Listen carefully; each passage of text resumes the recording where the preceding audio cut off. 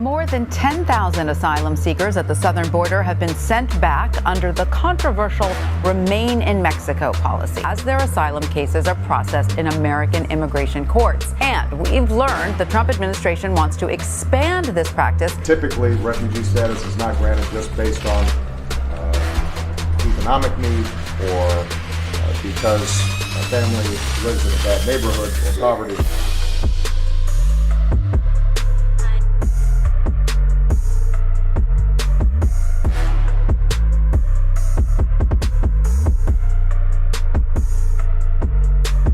CNN seems to incorrectly think that Donald Trump is the president of Mexico, Guatemala, and El Salvador, and he was elected in large part to deal with the massive illegal immigration problem at the southern border. He's actually had a lot of success, something that CNN is clearly pissed about. That's thanks to him convincing Mexico to hold these large caravans of people on the Mexican side of the border, up until their so-called asylum cases can be heard. However, as we know from the Obama administration, the vast majority of these people are economic migrants. They're not asylum cases. Typically, refugee status is not granted just based on economic need or because a family lives in a bad neighborhood or poverty.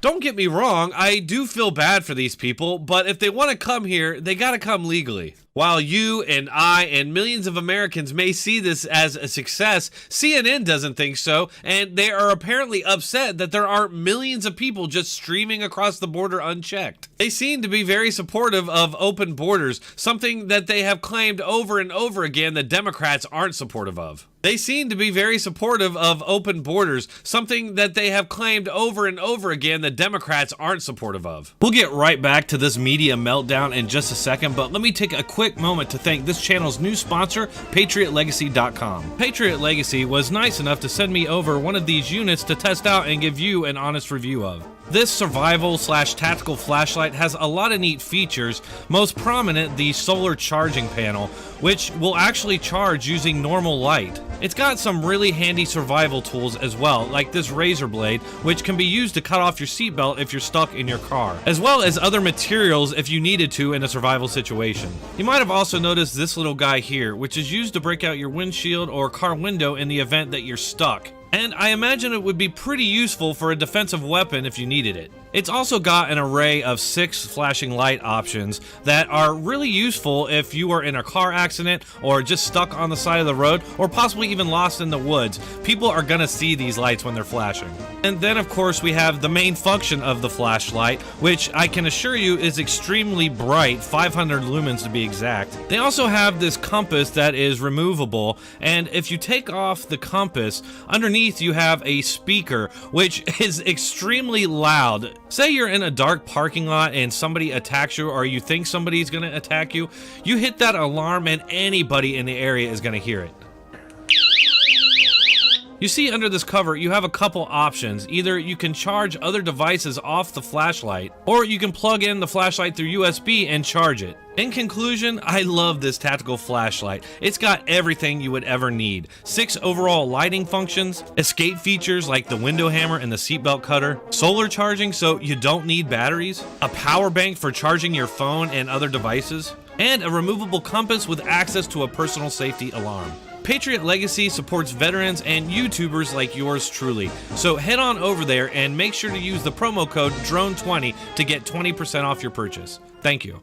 All right, President Trump insists things are better along the U.S. border with Mexico, but in reality, the humanitarian crisis is getting significantly worse. Nick Valencia got a first-hand look at conditions in one makeshift tent camp.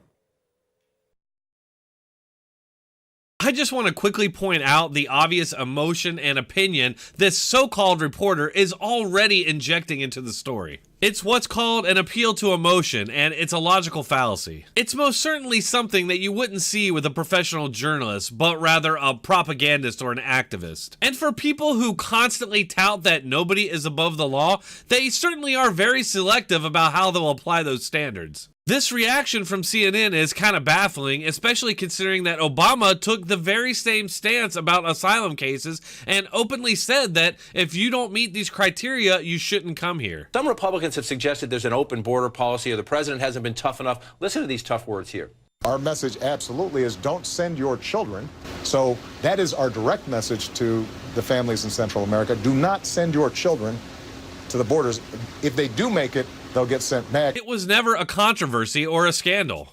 It's part of the Trump administration's migrant protection protocols, a policy which now requires migrants like her to remain in Mexico for their asylum cases to be called on if they cross illegally or without proper documentation. Great. What's wrong with that? If she's a real asylum case, then she's going to end up getting preferential treatment over immigrants who are trying to come into the country legally. Remember, nobody is above the law. No one is above the law. Nobody is above the law. We must ensure that no one is above the law. No one is above the law. This is as a result of U.S. policy. Yes. ACLU of Texas staff attorney Rochelle Garza says the migrants are being denied due process.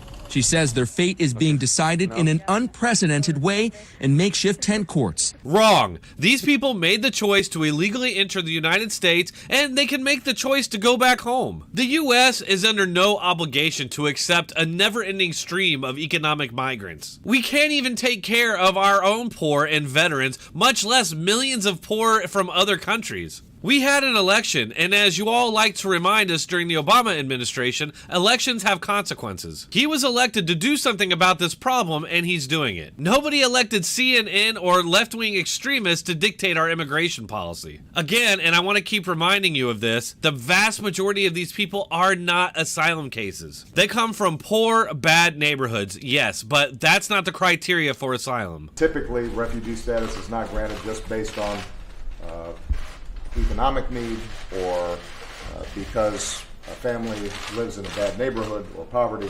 ACLU of Texas staff attorney Rochelle Garza says the migrants are being denied due process. You hear the president say that things have gotten better on the border, and then we walk through scenes like this. It's gotten better because they feel like they've gotten rid of the problem. This is entirely our fault.